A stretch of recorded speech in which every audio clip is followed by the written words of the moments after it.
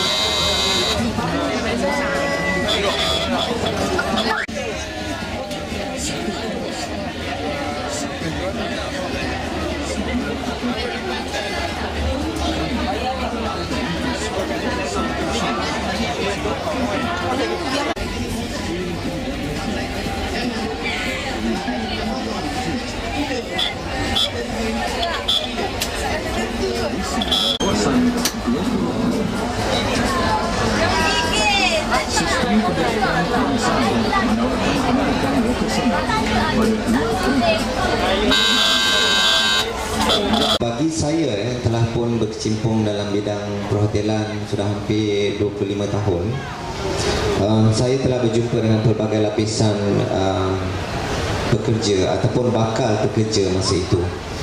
Memang sijil SPM adalah sangat penting sebenarnya di dalam bidang pendidikan di Malaysia untuk sebagai tiket kepada pelajar-pelajar untuk masuk ke universiti, betul kan? Tetapi di dalam bidang perhotelan kami latihan yang diberikan ataupun disediakan, maka pihak hotel akan menyerapkan pelatih-pelatih itu tadi ke dalam bahagian-bahagian yang tertentu. Pengurusan, kita ada bidang perakaunan, kita ada bidang latihan, kita ada bidang penginapan dan menyediakan hospital. Jadi kepada pelajar-pelajar ataupun bekas-bekas pelajar yang tidak lulus SPM ataupun daripada college vocational dan juga saya mention lagi ya, sebab kita jangan ingat bidang perhotelan ini adalah bidang yang sangat tidak ramai di antara usahawan yang berjaya ya. Sebenarnya ada di antara mereka datangnya daripada bidang itu, sebenarnya asalnya bekerja dalam bidang perhotelan dan sekarang dia adalah salah seorang jutawan di Malaysia ya. Jadi itulah yang dapat saya mau mencuba pun tak boleh pergi jauh. Jadi dalam bidang yang disediakan oleh vocational ni, kita memang membuka peluang pada pelajar untuk rasa sendiri macam mana kerja-kerja teknikal berat atau tidak. Cik Azman berai berkenaan dengan aspek persijilan untuk keperluan residu hospitality, perhotelan sebagainya.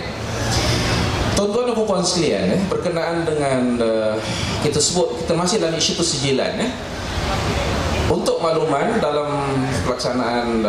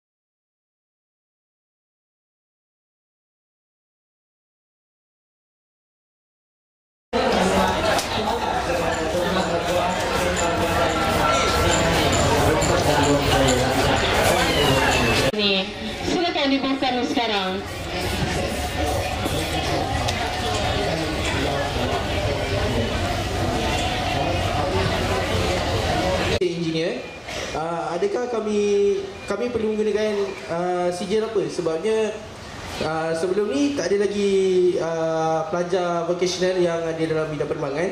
Macam yang kami ada adalah sijil vocational Malaysia. Adakah dia setaraf dengan SPM? Sebabnya yang digunakan untuk menyambung sijil engineer adalah SPM, dan sedia maklum semua pelajar KV tak ada SPM. Satu lagi, kalau boleh kami ingin tahu tentang status kami habis di MATA. Itu saja, terima kasih. Baik, terima kasih. Ini mungkin Encik Fauzi. Kuantan ini antara sebuah kolej vocational swasta yang kita buat secara by places. Sebab untuk meningkatkan enrollment, Kementerian Pendidikan telah memberi grant pelaksanaannya kepada setakat hari ini. Kita ada 10 buah kolej swasta.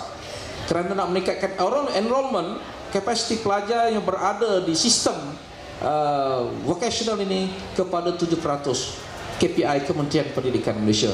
Setakat hari ini kita hanya mampu dengan buying placesnya, dengan kolaborasi dengan ILKA-nya.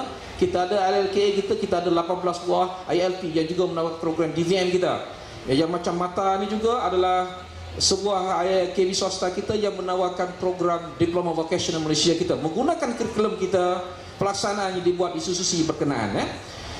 Untuk makluman pelajar bermata, sistem pelaksanaan DVM adalah sama yang berlaku baik di KV swasta, contohnya MATA tadi, dan juga di KV KPM. Kelainan yang ada di MATA, yang pertama sekali, oleh kerana dia adalah satu orang kata institusi yang berkaitan dengan aviation, penerbangan, dengan buat program MRO, so dia akan dapatnya ialah yang pertama sekali DVM, Diploma Vocational Malaysia. Laluan yang sama sebagaimana yang saya terangkan tadi, peringkat awalnya 2 tahun, SVM akan diperolehi, kemudian dia akan dapat DVM selepas mengikuti program diploma tahun 3 dan tahun 4. Syarat kelayakan untuk DVM sama, segala-galanya sama, menggunakan format Kementerian Pendidikan Malaysia. Yang ada di MATA, kelainannya dia akan mendapat sijil under DCA menggunakan CAT A, tak silap saya, kategori A. Ini dia punya DCA punya license lah. Itu kelebihan yang ada pada dia lah. Jadi kelebihan yang ada pada MATA adalah lebih baik daripada sebenarnya, sebab dia ada license lain yang diiktirafkan oleh badan profesional kita sebut sebagai DCA tadi. Jelas jawapan itu? Baik, sistem pelaksananya sama. Untuk SVM, DVM sama, syarat kelayakan masuk semua sekali sama. Hanya anda yang ada kelebihannya, anda pada masa yang sama, selain daripada dapat DVM nanti, anda akan dianugerahkan dengan license DCA CAT A tadi. Okey, terima kasih. Baik, pengurusi yang saya hormati Prof. Dr. Abdullah, penasihat saya, pakai ahli-ahli panel. Saya sebenarnya tenaga pengajar lah, PKV Wakaf Mesru. Okey, apa yang boleh saya kongsikan lah, sepanjang apa yang mungkin kita dengar daripada ahli-ahli panel tadi. Sama sekali dari segi perbezaan antara teknologi kejuruteraan dan kejuruteraan itu sendiri lah, Pertama sekali, saya mungkin background dari pure teknikal lah, pure kejuruteraan, Jadi apabila saya masuk dalam sistem vocational ni, mengajar vocational agak berbeza jauh sangat. Alangkah fikir saya balik fikir balik alangkah baiknya kalau saya dulu masuk aliran vocational dah rasa lagi. Dah rasa lagi. Sebab sistem tu yang menjurus ke arah tu sebenarnya lebih baik, lebih beri banyak peluang untuk meningkatkan kemahiran, bukan takat kumpulan akademik saja, hands on. Kemudian dari segi aspek pengurusan, apa yang diterapkan macam Cik Fauzi, Cik Fauzi sebut tadi kan, banyak ES diterapkan, ES tu dapat membantu dari segi pengurusan. Kemudian, bukan peringkat awal dan peringkat pengurusan. Tapi kalau kita masuk ke kejuruteraan betul macam saya dulu, awal-awal lagi dah, lebih pada more akademik, di samping aspek teknikal sikit, kemudian hands on sikit, dan cacah merbang. Okey, so saya nasihatkan pada ibu bapa dan mungkin rakan-rakan pelajar-pelajar yang ada sekitar ni, So peluang ni sebenarnya datang di college vocational, susah nak cari kat lain berbanding akademik biasa. Ikhlas saya cakap, alangkah baiknya kalau saya pikat saya dulu terus menjurus ke arah pendidikan vocational, bukan ke arah kitaan. Walaupun pengalaman saya berbagai aspek sebelum saya masuk cikgu sendiri pun saya kerja bidang jurutera. Tapi apa yang saya nampak dari segi macam ahli panel sebut tadi, bila kita interview pekerja-pekerja, dia tak tanya you punya akademik, kan? Tak tanya akademik, dia tanya hands on you setakat mana. Termasuk saya sendiri, masa saya mula-mula tu IA nak jawab juga sebab lebih akademik. Saya cerita macam-macam cerita, saya nak you kerja setakat mana, apa yang you boleh buat. Itu yang soalan pertama, kan? So saya harap boleh ibu bapa ataupun pelajar-pelajar sini buka mata, buka peluang, ambil kesempatan untuk bersama-sama kita dalam arus transformasi pendidikan teknik vocasional. Sekian, terima kasih. Itu lebih kepada pandangan lah. Okay, terima kasih. Baik, terima kasih Tuan, pandangan yang benar. Kita dapat pandangan mengutamakan pengalaman. Hanya 2.7% saja mengutamakan qualification like qualification. Okay? Dan 6.4% yang kata dia akan bayar sama rata. Okay. Kemudian satu lagi saya nak kongsi, kriteria employment tak boleh itu jadi panel minum-minum untuk ambil ketangan di Memphis. Apa kriteria yang kita tengok sekarang? Kalau ikut kajian saya baru ni juga,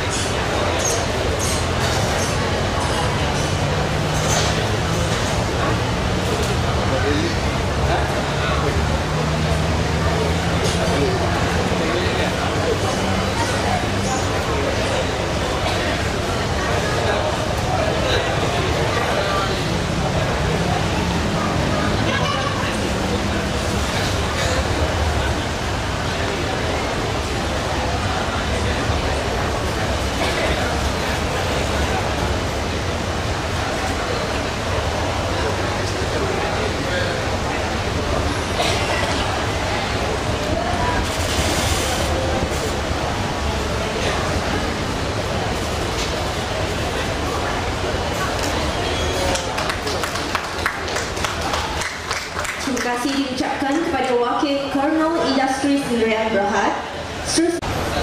Tanya ramai lah, yang lain satu je lah. Satu-satu pun kalau kita negeri pun nak panggil duduk. Buat.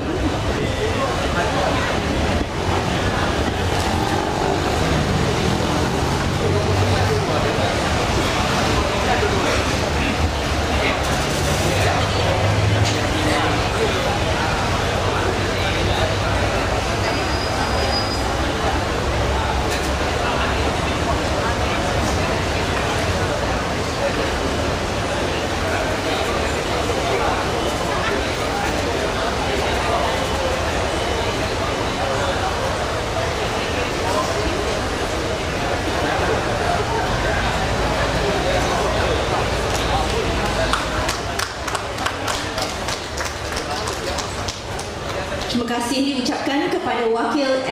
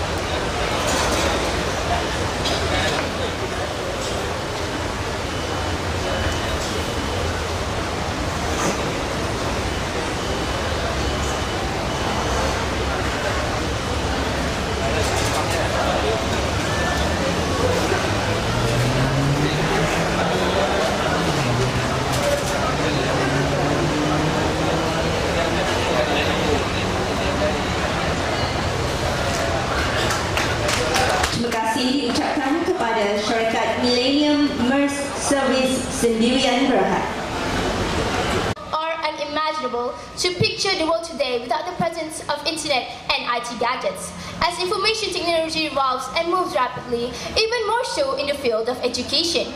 Fresh teaching pedagogy using IT such as e-learning, computer-based learning CBT, virtual learning environments VLE, hundreds of educational and commercial websites such as e-teachers, e-learning, and YouTube, as well as the influx of various IT gadgets and softwares.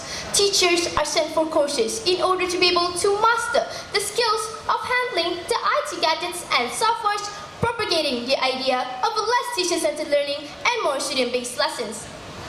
The novelty of the idea has left many starstruck and hungry for more technological inspired pedagogy, methodology, and teaching and learning process. Ladies and gentlemen, virtual learning is only an aid, a helping hand, a tool, and nothing more than that to a teacher in the classroom. Negating the role of a teacher will not improve learning in any way because of the many flaws that come along with the IT gadgets and softwares. Hence, the need for monitoring, educating, and repair. And who better to do this than a teacher in the classroom? Many projects and lifespan of IT gadgets and parts, maintenance costs, and training of teachers. Yes, sir. But teachers also have medical leave, and while virtual learning, you don't have to wait for your teachers. Ladies and gentlemen, if the teachers need to leave, then there will be a relief teacher that will take over the classroom. I shall continue. Denied, ma'am. It must be noted that the schools in the remote areas, such as it is the teacher's choice to use virtual learning in the classroom. However, it is not compulsory, as the teachers only use the virtual learning as a tool to guide the students. In addition, the need to keep changing courseware and applications will mean more revenues. Hence, to the speech delivered by the second debater of the government, Zarin Sofia binti Zawawi.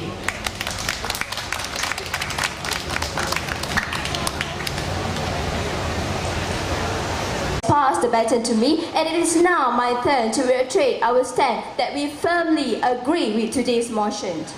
Elliot Messi once said, and I quote, "Learning is changing, and we will see new models, new technologies, and designs emerge. So let's drop the E, or at least give a new word and wider definition." I will now carry on fight for the truth that virtual learning is better than teachers.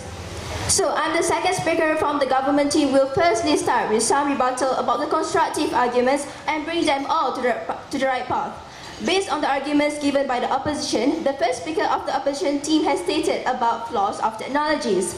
My dearest opponents, the technologies has nothing to do with our today's motion. And also, the first speaker of the opposition team brought out about stress that virtual learning is developed by teachers by themselves. Sometimes when the teachers went for a maternity leave for almost 2 to 3 months, they probably could not finish the syllabus and back to the motion.